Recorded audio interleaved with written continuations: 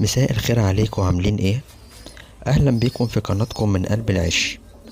النهاردة هنفيدكم بفيديو جديد وجميل، يا رب يكون اكتر استفادة في الفيديو ونستفيد. تعالوا نتابع في الفيديو. هنتكلم عن الفيتامينات اللي ممكن نديها في فصل الصيف. هنتكلم عن حاجة مهمة جدا في تربية الحمام والزغاليل، وهنشوف مع بعض ازاي الاهالي بتأكل زغاليلها وتهتم بيها، وهنعرف مع بعض دور الفيتامينات في صحة الحمام والزغاليل ونموها السليم. خليك معايا للآخر علشان الفيديو مليان معلومات مهمة جدا لأي حد مهتم بتربية الحمام. يلا بينا نبدأ ونشوف النهاردة ازاي هنحط فيتامين ايه للحمام. الزغاليل في أول يوم من حياتها بتكون ضعيفة جدا ومعتمدة كليا على الأهل في التغذية والرعاية. أول كام يوم الأهالي بتبدأ تطعم الزغاليل لبن الحويصلة، وده سائل غني بالبروتينات والدهون، بيخرج من حويصلة الأم أو الأب، وبيكون غذاء أساسي للزغاليل، وعلشان يساعدهم يكبروا بسرعة ويقوي الجهاز المناعي. ومع مرور الوقت الأهالي بتبدأ تطعم الزغاليل الحبوب المبلولة أو المهروسة اللي هي من داخل المعدة، عشان الزغاليل تقدر تهضم الأكل بسهولة. كل ده بيساعد الزغاليل إنها تكبر وتكون بصحة كويسة وقوية. طبعا دول التلات زغاليل اللي احنا متابعينهم من أول يوم فأس، وطبعا مع مراعاة الذكر والنتاية ليهم. كل يوم لازم برضو نطمن عليهم، نشوفهم الأب والأم بيأكلوهم ولا لأ، ولازم برضو نهتم بيهم حتى بعد تأكيل الأب أو الأم ليهم. طبعا زي ما انتوا شايفين الاهتمام بتاع الأب والأم هم ده اللي مخليهم لغاية دلوقتي لسه عايشين، ومع الكلفة النظيفة ده برضو بيساعدهم انهم يكونوا بصحة كويسة. هنتناقش برضو بشكل سريع عن 5 نقط برضو لازم نراعيهم في التربية، زي النظافة، المية، التهوية، الأكل المناسب، الملاحظة اليومية.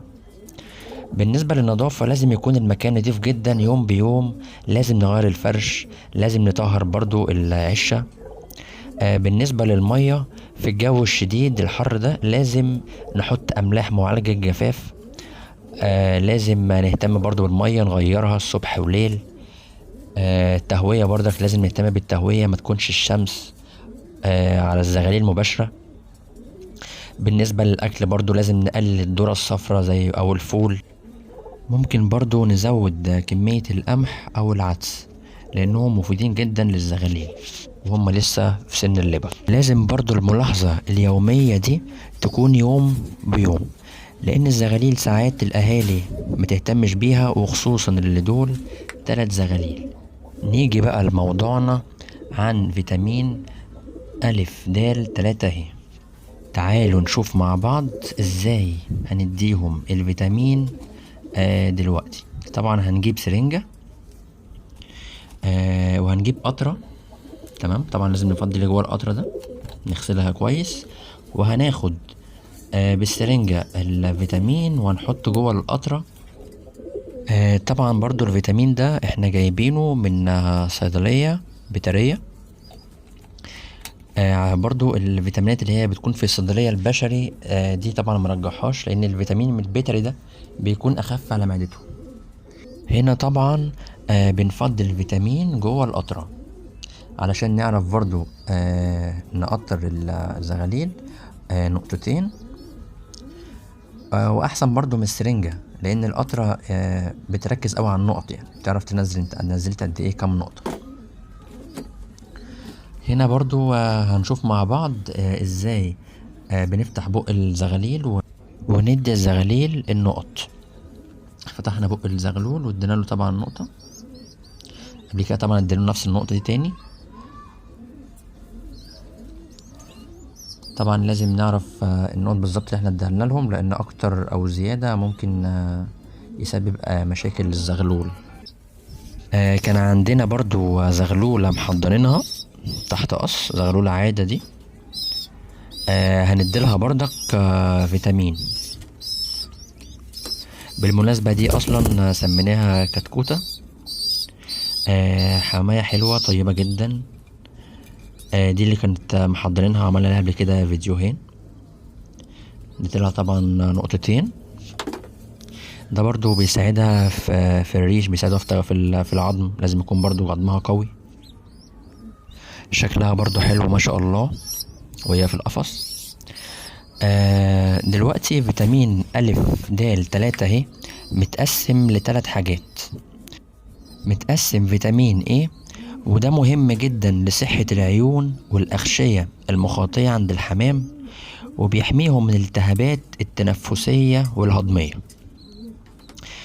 عندنا تاني حاجة فيتامين D3.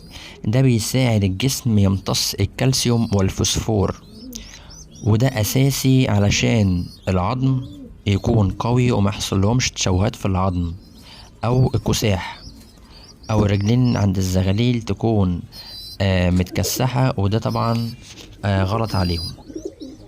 تالت حاجة فيتامين E، وده يعتبر مضاد أكسدة قوي جدا، بيحمي خلايا الجسم من التلف، وكمان مهم في الخصوبة والتكاثر عند الحمام. طبعا دي كتكوتة كنت حاطين لها الأكل واديناهم طبعا فيتامين. طبعا هي عظمها صغير فهي بتاكل برضو، لازم اسيب الأكل قدامها حبة عشان خاطر تعرف تاكل، لأن عظمة بقها صغيرة. طبعا برضو لازم ناخد بالنا من كذا حاجة. ما نستخدمش الفيتامين اكتر من اللازم، عشان ده ممكن يسبب مشاكل جامدة. نستخدم منتجات برضو كويسة من شركة معروفة، نتأكد طبعا من جودتها، ونحافظ دايما على نظافة المية والأكل علشان صحة الحمام والزغاليل. طبعا احنا كنا لسه حاطين لها الأكل، بس هي خايفة من الكاميرا.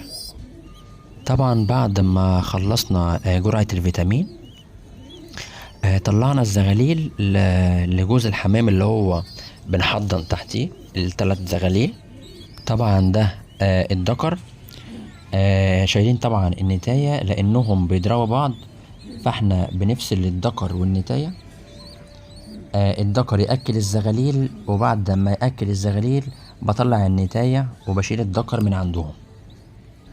شايفين الحنية بتاعت الذكر ما شاء الله، يعني بيزق 3 زغاليل.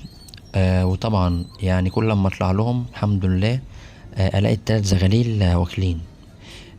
في بعض الحمام ممكن مثلا ياكل زغلول او زغلولين ويطنش. هو اصلا في الاساس بيكون بس زغلولين تحت الجوز او زغلول واحد، انما 3 دول يعني بيبقوا صعب شوية على جوز الحمام انه يحضن اكتر من 3 زغاليل، لانه مجهود جدا عليهم، وبيخلي فرد الحمام ضعيف وبيخس جدا بعد فترة تأكيل الزغاليل. طبعا اللحظة دي من أمتع اللحظات اللي أي حد بيربي حمام بيتمنى يشوفها. المشهد ده لوحده كفيل يبين قد ايه الحمام انه كائن اجتماعي، بيحب يحافظ على عيلته، وعلشان كده لازم نحافظ احنا كمان عليهم، ونهتم بصحتهم وتغذيتهم السليمة، والأكل النظيف، والمية لازم تتغير طبعا يوميا. طبعا جرعة الفيتامين ألف د 3 اهي. طبعا بنحط سنتي على لتر مية. لو في بق الحمام فرد الزغلول من نقطة لنقطتين. انا يعني بحب مكترش عشان خاطر ما ضرش الكبد بتاع الزغلول. طبعا الفيتامين ده مفيد خصوصا وقت تغيير الريش، او موسم تزاوج الحمام، او الحمام تعبان او ضعيف، او زغاليل صغيرة مثلا عندها كساح في رجليها. لازم نهتم بيها وهي صغيرة ونديهم ألف د 3 اهي. طبعا شيلنا الذكر وحطينا النتاية. طبعا كنا مأكلين النتاية واديناها كده الزغاليل علشان تأكلهم. طبعا بنلاقي النتاية اكتر اهتمام لانها عندها غريزة الامومة قوية جدا، وتفضل تطعم الزغاليل لحد ما ياكلوا الحبوب المبلولة أو المطحونة لوحدهم. ومش بس النتاية هي اللي بتأكل الزغاليل، الذكر كمان بيشارك، بس فعلا النتاية دي أوقات بتبقى حنينة أكتر ومهتمة من الذكر، لأن من صفاتها إنها بتكون حنينة مهتمة أكتر بالزغاليل. وبكده نكون خلصنا حلقة النهاردة. أتمنى تكونوا استفدتوا وعرفتوا معلومات جديدة عن الزغاليل ورعاية الأهالي ليهم، وأهمية فيتامين ألف د 3 اهي في حياة الحمام. لو عندك أي سؤال سيبهولي في التعليقات، وما تنساش تعمل لايك للفيديو وتشترك في القناة علشان يوصلك كل جديد. أشوفكم في فيديو جديد قريب إن شاء الله. سلام.